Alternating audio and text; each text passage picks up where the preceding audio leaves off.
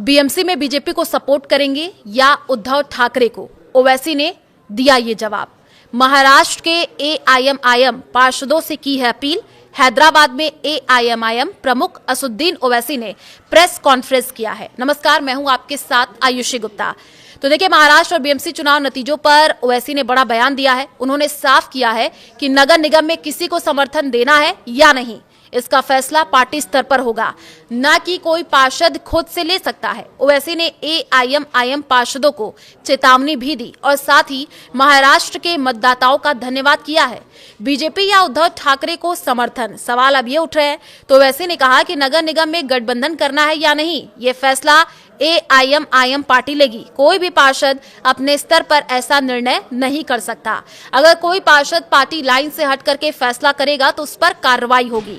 BMC में BJP या उद्धव ठाकरे गुट को समर्थन देने के सवाल पर ओवैसी ने कहा कि अगर कोई एआईएमआईएम को तोड़ने की कोशिश करेगा तो पार्टी खुद तय करेगी कि आगे क्या करना है। उन्होंने साफ संकेत दिए कि किसी दबाव में फैसला नहीं होगा। पार्टी तोड़ने की कोशिश पर जनता देगी जवाब। ओवैसी ने कहा कि अगर एआईएमआईएम को तोड़ने की कोशिश की गई तो जनता उन्हें करारा जवाब देगी। उन्होंने बिहार का उदाहरण देते हुए कहा कि वहां भी पार्टी तोड़ने की कोशिश हुई थी, लेकिन जनता ने ऐसा करने वालों को तमाचा मारा था। ओवैसी ने भरोसा जताया कि एआईएमआईएम के पार्षद पार्टी से ही चुने गए हैं और वे कहीं नहीं जाएंगे। उन्होंने सभी पार्षदों से अपील की कि बिना पार्टी की मंजूरी के कोई भी फैसला ना ले। तो देखिए, कई शहरों में एआईएमआईएम की जीत। ओवैसी ने बताया कि बीएमसी में एआईएमआईएम के 8 पार्षद जीत करके आए हैं।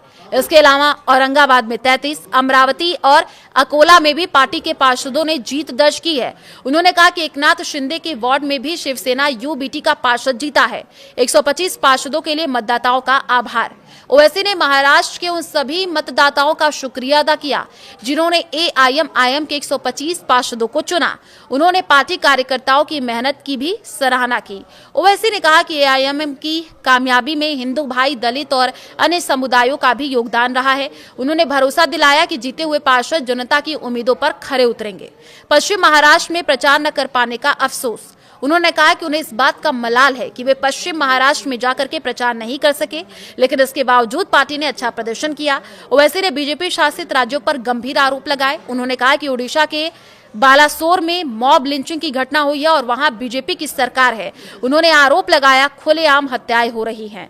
मुसलमानों के साथ भेदभाव का दावा किया गया। ओवैसी ने कहा कि बैतूल में नईम साहब स्कूल की इमारत को तोड़ा गया और बीजेपी शासित राज्यों में मुसलमानों के साथ भेदभाव हो रहा है। उन्होंने आरोप लगाया कि मुसलमानों की जान तक ली जा रही है। पार्षदों से अंतिम अपील। तो देखिए, ओवैसी ने एआईएमआईएम के सभी पार्षद से अपील की है कि वे पार्टी के फैसले का इंतजार करें और अनुशासन बनाए रखें। उन्होंने कहा कि पार्टी एकजुट है और आगे का रास्ता सोच समझ करके तय किया जाएगा।